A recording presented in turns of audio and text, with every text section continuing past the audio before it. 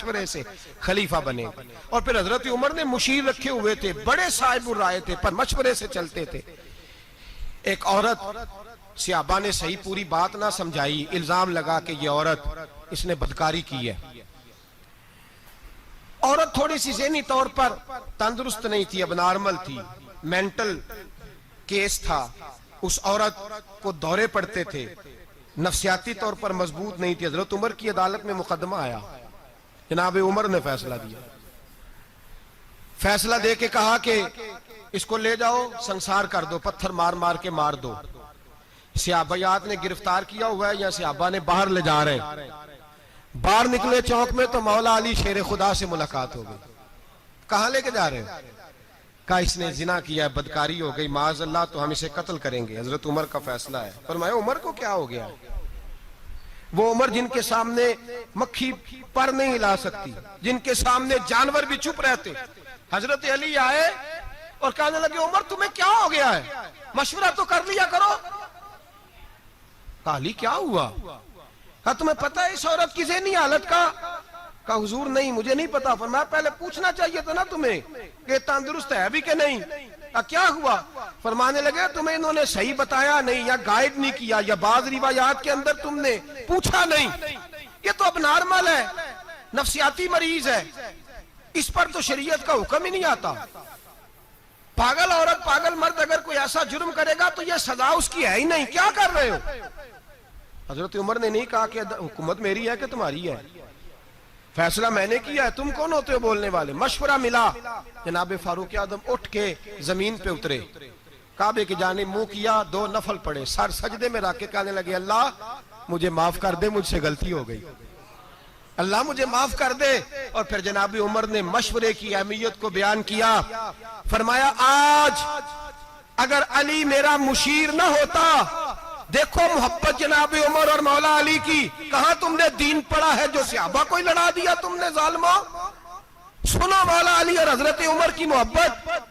حضرت عمر فرمانے لگے آج اگر علی میرا مشیر نہ ہوتا تو عمر تو ہلاک ہو جاتا, عمر تو ہلاک ہو جاتا یہ میرا مشیر نہ ہوتا. اللہ کرے کسی کا کوئی اچھا مشیر بن جائے, اللہ کرے ہمیں اچھے مشیر مل جائے, اللہ کرے کوئی ہمیں ملے جو ہمیں بتائے کہ تیرا نفع کیا ہے, تیرا نقصان کیا, ادھر نہ جانا ادھر جانا. اللہ کرے کوئی بیٹھا ہوا مجھے دور دعا دیتا ہے, میں ڈوبتا ہوں سمندر اچھال دیتا ہے. اللہ کرے ہم اچھے لوگوں کو مشیر بنائیں. میرے نبی پاک سید عالم صلی اللہ علیہ وسلم مشورہ لیتے, مشورہ دیتے, مشورے کو پسند کرتے. بدر کے میدان میں حضور نے خیمہ لگایا. ایک غریب صحابی جناب خبیب بولے حضور اللہ کے حکم سے لگایا ہے یا جنگی تدبیر ہے؟ فرمایا تو بات کر. کہا حضور جہاں آپ نے ٹھہرنے کا حکم دیا اللہ کا حکم ہے یا جنگی تدبیر ہے؟ حضور نے فرمایا نہیں جنگی تدبیر ہے. کہا سونیا میں چھوٹا منہ بڑی بات, گزارش کر دوں میں کرو.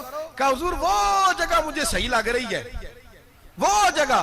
حضور نے فرمایا اٹھاؤ خیمے, یہ غلام سچ کہہ رہا ہے, چلو وہیں چلتے ہیں, کسی کی شان میں کوئی کمی. مشورہ پسند کیا میرے نبی پاک. خندق کا موقع تھا, نبی پاک نے فیصلہ کیا اندر رہ کے لڑنا ہے. اندر رہ کے کس طرح لڑیں؟ پہاڑوں کے اندر رہ کے لڑیں, کیا ترتیب کریں؟ جناب ابو بکر نے مشورہ دیا, میرے حبیب نے فرمایا چلو ٹھیک ہے تمہارا مشورہ. حضرت عمر بولے, فرمایا صحیح ہو گیا. عثمان غنی بولے, فرمایا صحیح ہے. مولا علی, ابو عبیدہ بن جراح, جناب سیدنا عبداللہ ابن مسعود, عبداللہ ابن عباس, عبداللہ ابن عمر, حضور کے چچاؤں نے سب کے مشورے. پیچھے سے غلام بولے جناب سلمان فارسی, غلام بولے پیچھے سے غلام پیچھے بیٹھے ہیں دب کے. حضور گزارش کروں؟ فرمایا تیری باری آ گئی ہے, بول. کہ یا رسول اللہ اگر بہتر سمجھے تو خندق نہ کھودیں, چوڑی خندق کھودتے ہیں, اس میں آگ جلاتے ہیں, گھوڑا خندق پھلانگنا بھی چاہے تو پھلانگ نہ سکے, اندر رہ کے دفاعی جنگ لڑتے ہیں. میرے رسول پاک نے فرمایا آج کسی کا مشورہ قبول نہیں ہوگا, میرے سلمان کا مشورہ قبول ہوگا. آج سلمان فارسی کا مشورہ قبول ہوگا, میں تیرے مشورے پہ کھودوں گا. عمر, ابو بکر, علی, عثمان, کسی نے غلط مشورہ نہیں دیا, غلط مشورے کا کوئی سوچ بھی نہیں سکتا. لیکن حضور نے آج کس کا قبول فرمایا؟ حضرت سلمان فارسی کا. اب وہ کیا کہتے, لو جی سیانے سیانے بندوں کی بات ہی نہیں مانی, ان کی مان لی. ناراض نہیں ہوئے, بلکہ میرے نبی پاک نے فرمایا خندق کھودی جائے گی, حضرت ابو بکر نے بھی اٹھ کے کدال پکڑ لی, دوسرے صحابی نے بھی کدال پکڑ لی, کئی پکڑ لی, اوزار پکڑ لی, خندق کھودنے لگے. سارا دن خندق کھودی, سارا دن جدوجہد کی. خود رسول پاک بھی میدان میں اترے, نبی پاک نے بھی خندق کھودی. صحابہ نے کہا حضور کھود رہے ہیں, ہمارے پیٹوں پہ پتھر بندھے ہوئے ہیں. اللہ کے رسول نے کرتا اٹھایا, فرمایا تم نے ایک باندھا ہے, میں نے دو باندھے ہوئے ہیں. کھودو خندق. سب نے خندق کھودی, اس میں رہے. لگایا کس نے اس کام پہ؟ حضرت سلمان فارسی رضی اللہ تعالیٰ نے مشورہ لیں, مشورہ قبول کریں, مشورے کے مطابق زندگی گزاریں. کسی صاحب رائے کے پاس بیٹھیں, اس سے رائے. نوجوان کیا کرتے ہیں, انہوں نے جوان دوست بنائے ہوتے ہیں, وہ جوانوں سے مشورہ لیتے ہیں, اور مشورہ لیتے ہیں تو نقصان اٹھاتے ہیں. یہ ایک پہلو ہے, بیان کرنا ضروری ہے. یار ابا جی نہ میرے, میں نے پیسے کمائے ہیں, ساری زندگی باہر گزاری ہے. اماں اور ابا روز نیا خرچہ بتاتے ہیں, ان کو کیا پتا پیسے کیسے کمائے جاتے ہیں. اب دوست کیا کہتا ہے, وہ کہتا ہے یار میں تو بڑی دیر سے تجھے کہنا چاہ رہا تھا کہ اپنا جیب اپنی صحیح کر. بہن بھائی نہیں پوچھتے کل کو, تو والد صاحب نے تو کہنا ہی ہے تو اپنی جیب سائیڈ پہ رکھ. بات ٹھیک ہے, جتنا سارے یہاں تو ابا جی کا آپریشن ہو تو بچے پیسے ڈال کے کراتے ہیں. ہاں میں نے دیکھا ہے, ابا جی کا آپریشن ہے, 5-5 ہزار ڈالے سارے بہن بھائی. اللہ اکبر. کبھی ابا جی سے تو پوچھ, تم 11 بہن بھائی تھے لیکن اس نے کبھی کسی سے پیسے نہیں مانگے. اگر 11 کی کٹھی فیس آئی تو اکیلے ابے نے ادا کی, اکیلے والے, اور پرچیاں ڈال رہی ہیں, اتنے پیسے ڈالو, ابا جی کو عمرے پہ بھیجنا ہے. اللہ اکبر. کیا زندگی ہے تمہاری, کیا سوچ ہے, کیا تمہارا انداز ہے. یہ طریقہ ہوگا اب قوم کا. او بھائی میرے ابا جی پیسے مانگتے ہیں, تو یار کہتا نہ اپنی جیب سنبھال کے رکھ.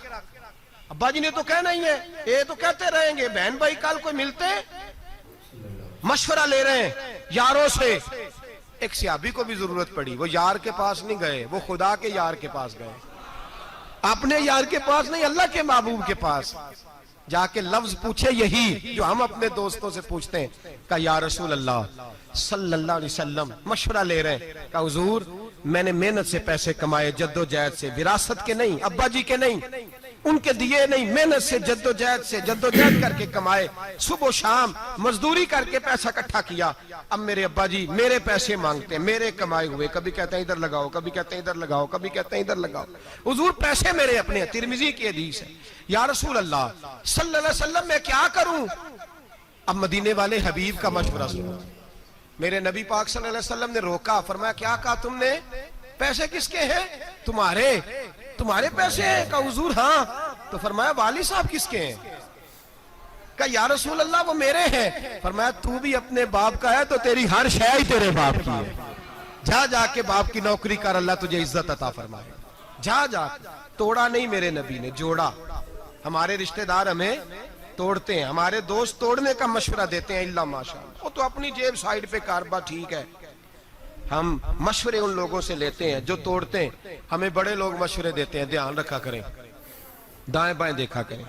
زبردستی مشورہ, محبوب سبحانی, غوث سمدانی, شیخ لاسانی, شیخ بحر و بر, مرشد عرب و عجم, حضور غوث پاک جیلانی رضی اللہ تعالیٰ عنہ. غوث پاک رضی اللہ تعالیٰ عنہ کچھ مریدوں سے مشورہ لیتے تھے. ایک مالدار مرید تھا, مشورہ دینے آ گیا, کہنے لگا حضور ایک بات کرنی ہے. میں کرو. کہا آپ کے خرچے بڑے ہیں. کیا ہوا؟ کہنے لگے حضور جو اہل ہوتا ہے اس کو بھی آپ نوازتے ہیں, جو مستحق نہیں ہوتا اس کو بھی نواز دیتے ہیں. اور فلاں آدمی کو کیا ضرورت ہے تعاون کرنے کی, وہ تو مستحق ہی نہیں, آپ کیوں اس کو نواز رہے ہیں؟ غوث اعظم رضی اللہ تعالیٰ عنہ فرمانے لگے تو نے مشورہ دے دیا, میں نے سن لیا, بات ختم ہو گئی, ٹھیک ہے. کہا حضور آئندہ آپ احتیاط کریں گے نا, اس کو شاید دیں جو مستحق ہے, ضرورت مند ہے, مستحق ہے, جو لائق ہے, ہر ایک کو نہ دیں. آپ فرمانے لگے تو نے کہہ دیا, میں نے بولیے میں نے سن لیا, بات ختم ہو گئی, اب جا. کہنے لگا جی آپ عمل کریں گے؟ آپ فرمانے لگے تو حکم ہی دینے لگ گیا, ہو گئی بات. جب اس نے دوبارہ بات دہرائی نا تو میرے غوث پاک نے ایک جملہ کہا, اور اس شخص کے سر کے بالوں سے لے کر پیر کے ناخنوں تک پسینہ بہنے لگا.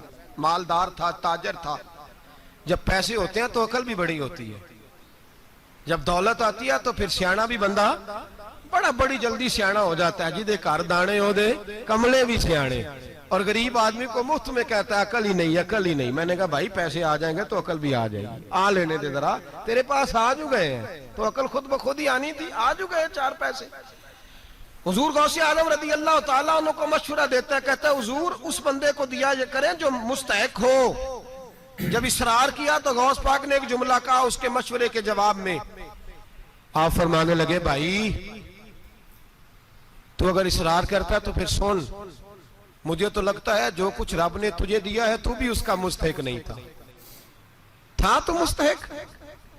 तूने हजारों की मेहनत की, अल्लाह ने तुझे करोड़ों अता फरमा दिए, तू मुस्तहिक था।